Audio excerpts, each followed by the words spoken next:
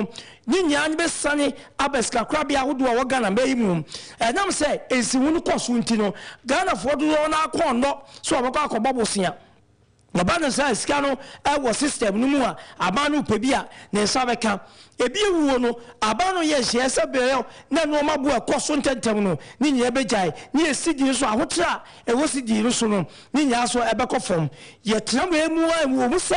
enya asem a ehye da ye de ana ya ahogoro so a Ghana fo beka se ebeji ato mprekope na emom ye num so ni atwa ye ope etremu a ye akọ ye nim no na so abanu won na ye na wo guso etutu do uskasem anya memu ntutuyem no kakra wode ye ebetwa akoda janti neidie wose yemo Ghana fo nya ma ne yese the first policy rate no Bank of Ghana one ma pejemu ediko hamu temu aduonu nkron achipo enum yetua kase no enso eso efuna no fiada ene yabomo amanea se yekowuramu ewo na sebede fia asoafo nsia Ghana mampeni na adodan kwa kufuado wopa wo no na akoduru ba bia wose etuaba enso ede ma wo na ekire mu se eyade a na NPP amalikom na sebedafo kro wo ho no na wo musa entino mo prese bia kabato no entimi enso emaso afe dom kuma a wo munim se ebia NPP amanyokusa na kebia yentu abato no nseda wo mo etwen ya se yentu a yekoto ye no na wiye ye no na wo mo ena edafem ifra no pa yabomo amane sani abato no ho nsusuaso esi ye na sebedafo ahanu aduoso miensa wo mo koye no mo koto aba no de obia eto ye edema nipa makoma konsia ya pa wo mo se wo mo emeye asoafo no na eno ena ebaaye no aye NDC amanyuko no adehie bi nwanwa pa enti awia se etiefo bekaya communication director onso ba bekasa efa sansemi ho a samrede NDC amanyuko aso mo chitafo bi kura dwa ewo sansem no enso emu na no ena mra sebedwane a wogina mu ma dehie mo kore kroti doctors and ato AGYENIM Lawrence ye nyina nim se ewo mampani dada wato ananam wonse do ne ba na sani ye nyina ni papa na kofa NDC amanyuko edibae na onfa NDC amanyuko eni agrokra ni titru eba nsese ye bise ya na no ena ne bei akotro ede acho ne tweet se enkane papa Jerry John Lawrence etiase pa de a en yeseni ankombe hu nokre se yasomasi ni asomasi ena bia wo mu ekoto aba no etia yedom kuma no de kobe nyina ne se enka ebia MP fo nso bia oka kobembo bia tunka afrin kran no ma be fena wo mu akọ no mu akọhwe na antonya ma mo akọfa yekusua ne shinap ne ho ahwan de sai na ya hunu nipa wo mutu aba etia NDC amanyuko no na no eno ese asem no atini nsu mu papa sanse na wo mugidi yese saade we be ya bakosem e de ato ho na bia mampani bi eba na wo se asoafo a na se bia asoafo bi ni ho na odi bi hyemu a ohunu kwan obefa so no wagina na ni nyina mu no so nsusu ya wo mu efa ye a wo mkire mu ampanimfo be ni wo mu hia ye eka bi kire wo no ni nyina entimi amam no enam na se bedwane a wo ye Lawrence Bay aye ne ya papa no di to just say kwan mfa so a wo mu ekosei na anu abato no enkare papa Lawrence tiase pa de a olumem bo se ado ene memranti bremu a ene papa no so oni ho o se kana papa wo ho a kamra sebedwafo no ko mbe kwa kudurantoa no makoye nhwehwemu no bohu wo mo to aba editia NDC amanyukuo no na je so man pende da Lawrence na oje anto di na se na wo di djuma se nyahwe se na se sufri krom ho na se sufri antoa se se ne yire ne papa ifrantoa ha nti so ya ne binum kasa wa nyantoa kwan yo wa nyantoa kwan ne papa je oti agema na wo fri antoa so wa nyantoa kwan onye nti NDC amanyukuro krofo di wo ho ya opa o kwan yo fa so ana no mkoto aba ni pana ye for politician no kosi o bo blanfo adwen ma na se bi enuafo maame baako emba ena wo ha no to beto abachi enwia na bi da eno nso gidi ye se de wo no mbaye no ebinum so baye ne se ye tia wo mo tia de ntina ene wo mu anye ne ye se ne ono ne penso wo so baye dan e de ama wo mo nti Ghana de ye tia se bia wotina e fa we so ba saa ne so ba ya mo tia sem so pa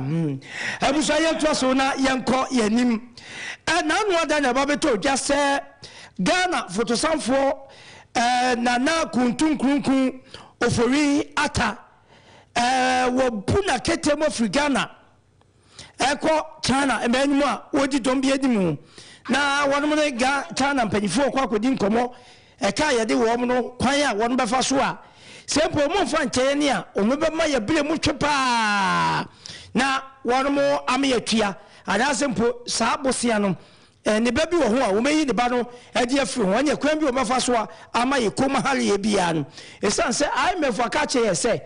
amaya anya kuudu a ye de wonu ka no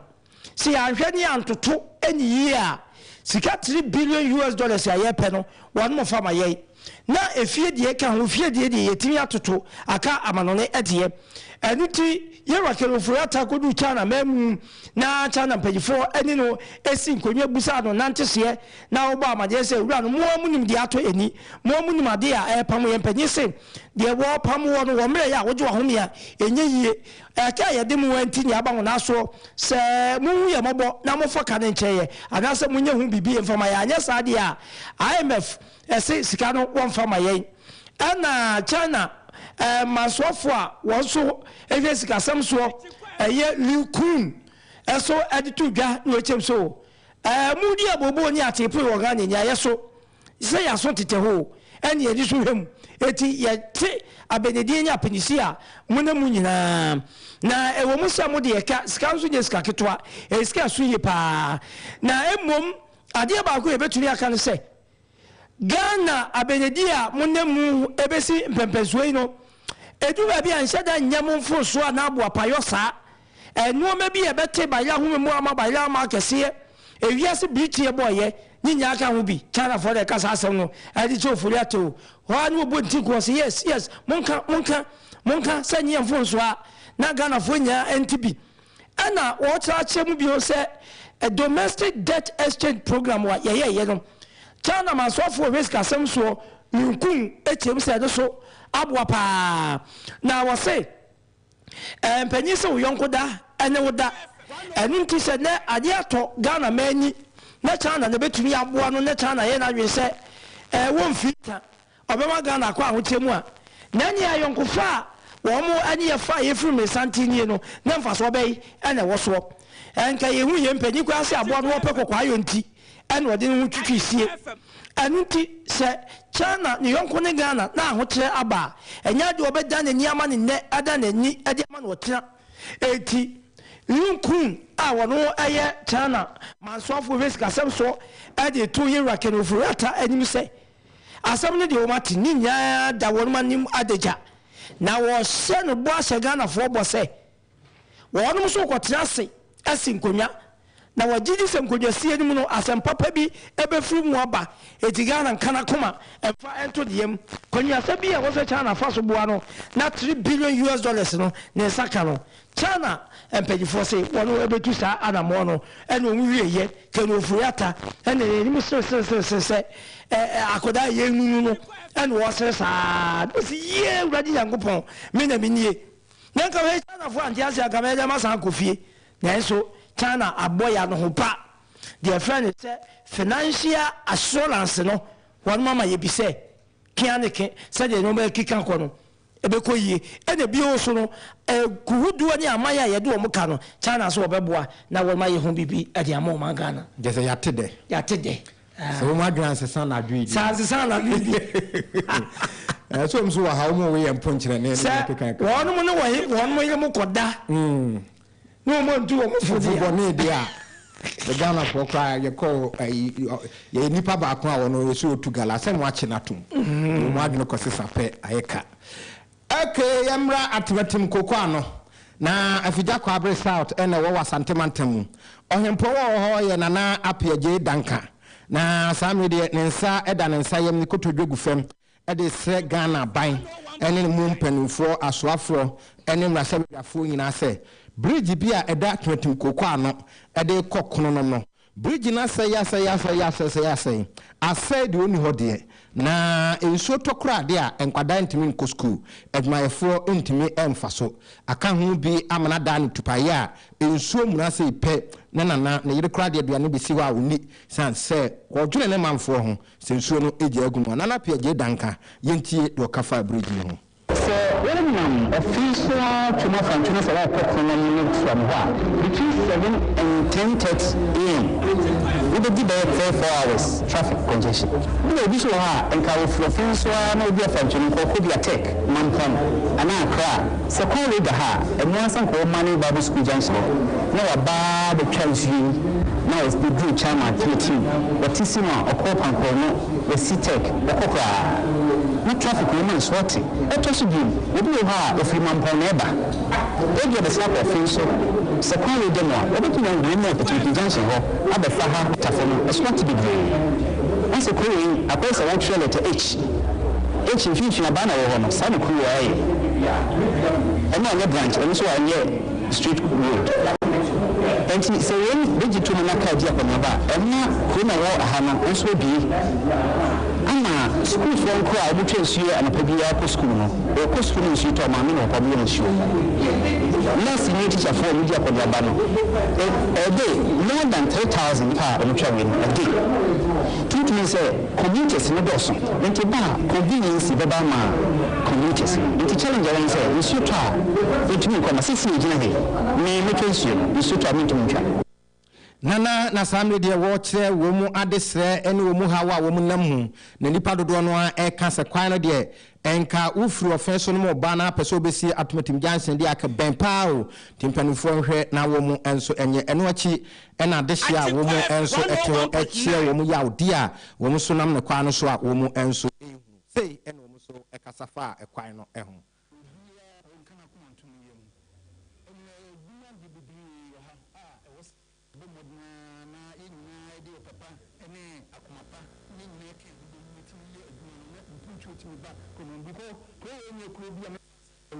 AKWASI and Kazanti was here to be modern SCC Kuruni a Krabehe. A Bojana Samuel,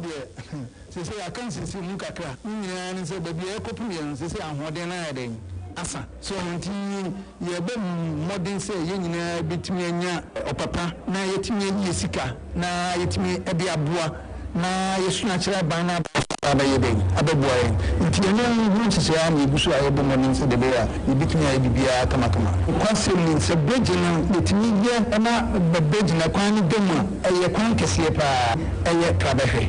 A Bridging, some idea. They say, I can't see Mukaka, and say, but the Ocopians, they say, I'm modern adding. Asa, so until you have been modern say, you between ya or papa, na yetimi Yesika, na yetimi Ebiabua. Na Yesnachra Bana Bancho Ababa Yebe, Ababoy. If you know who to say, I'm Busu, I have morning to the bear, you beat me, Ibia Kamakama. Constantly, it's a bridging, the Timia, and a bridging, a quine demo, a Yankasiepa. A Yankasiepa, way a Adesia, womo, ewo atwetim Cocoano. Ah, Bridgie, a da woman, chronom, and son temo, asaye, and a woman chair and fasudia, a wakano so, and a yaudia. Wumudi penny for one day, my national child when you have one from Kratoya bar. Tell you become on a Akofa Honsen be de Abesom more. He wants what's the wedding easy? Oh, you Butankasa. Walk Missy, Lufat, now watch my where you. Hey, malaria drew Lufat. To my wedding, where your hospital sister. Where I imagine that few hours in my wedding. No, Mrs. Semo, whom I yes. What's the hey, Timo Tornado. No, but no, what's the water tested positive for malaria? Maybe never seen one for ambulance. No way. Up ambulance. It's not a bicycle. No, that's it from Kakabo. No, kick. Many wedding on a makeup, Nina. Sometimes nearest pharmacy. One major Lufat. Entrance pharmaceuticals for malaria. No, now. One chair. Mukuno, Chinanadi. A branchepa. No, Kuniso. On Puna Waka, you may kiss the bride. If you want so a day. No, Donna. Man, you don't know. Indeed, woman malaria and cold to them. Lufat. A malaria drop test for malaria before treatment. FDA Ashesa a deadly in Kratoi Ajatum say a ye. anokwa magye hahamadi mepa chinyejefo na namagye hahamadi saa no Dr. Amagashi na mekamfo de amount yade eya etunya de ote hahamakasa no de hamara ye adwuma enu ne betu yade na se menue nkwachinchin mrawate na bomwachichi afrinso ase beka tro se odenchama wu a yenyi na tinye maso hwe hunaji atum se Dr. Amagashi wote hahamakasa eye stroke nyedwe yade na fo miensa pe ode betu ase asthma enu so si manum no otu ase eyam kro ulcer wode na fo miensa etinyente ne ekuma bonso nkronso yehia Dr. se ne no ntontia wagye hahamadi ode tro kunkun bible mu nsem kronkronkron ene betu spiritual marriage na se mu nsem a etena wo so obi ne wo beda yato waduro ade bi ye fa mu no kwahwehwe Dr. Amagashi akira kwan no besa dia maw nsanom na anu ya mani krocheri se mehne santamu medie bi ho adanse drugs ene nipa na to mu ntentan oja ya enyai fa wani kira Dr. Amagashi ho na kokopɛ yaresa efama nom gold ho nsensem gold ho huma etacha ya na so pa emfa nkwachinchin baabi amiemfa so kwa na no wachinchina fa wo hawo ni nyina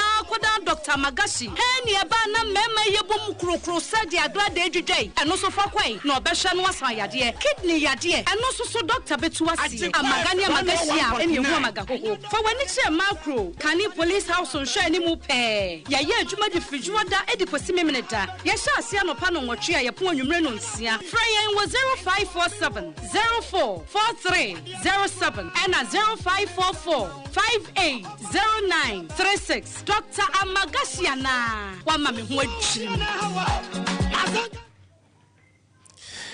abusuafo na masese matwe ye yagye edwedi nkrato aba yenkonye fa amanonisem ento akase no so emamo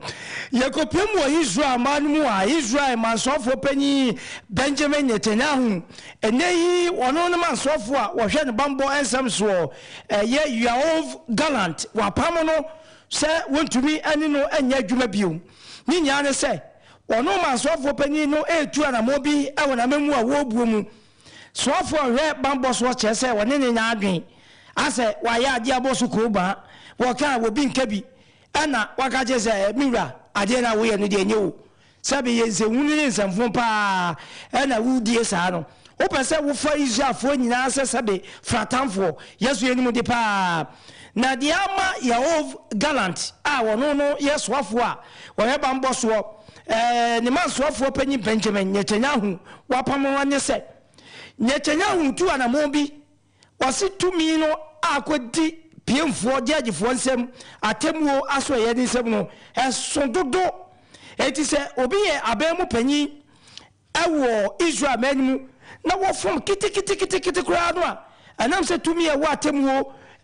aso ye ni musunti no na atemuafo ni o mapam nipa no usu ye ni e do court eti Benjamin Netanyahu peso fa kwa bi aso no tintim atemu aso ye no nsa agitumi ni bi agifi wo no nsam sabayo no bi ewa abem sanko no wode na abem mpanifo wo sei no komiye boni bi a court no anase atemuo adwumadie no entimi mpam wo mo emfiri office kra ne oya ne adwuma timamufu a ewo Israel nya kase saade no mansofo panyinu ye no wode Israel bambo etwitwi fom gobi anu say Israel ne bambo na so dwedie kejia brane eso papa say wonte so dogu bi enu abe eno na ne so afo hwe bambo so koka se miwra ade na wo ye nde nyame enu semfo pa na wudi no wo se sa wo challenge me ene mapamo Arismama yenya Israel semso ni amfa kase no nsi ni amfa se da PSC malufa tablet no suspension se ba 3D ya de nko ade droba akon betimi age wo no ye ka se enkwala num no nsuo no nampanufo enum ne tablet no drugstore bia obebawura bia over the counter na ye keka ka ho ni nyina no ebi enso okoba bia na enya bidia na kokeu opposite Mom Castle anasa wa 0541268721 enso eso Amagashi spiritual and herbal clinic kesebra na yare bia adokro wo fruit trinwe so bebo moyo so no ye betimi atuase e de amaw asthma ulcer stroke ana se ne keka ka ho bia oton nsam ntentan ni nyina mu bi wo so anasunsun bi takire doctor say odem paibo ene bible bi tuase ama ho etimi ato ye call so ame micro opposite old police station baby and no mu etie no na yakọ akoto ayasabe ni akọje ayaresa na enkran so Kasua prison junction yeben prison kanti eye duada kopim memeda na wotwe kopim no sia ne Dr. Nkasa 0547 044307 na 0544580936 enso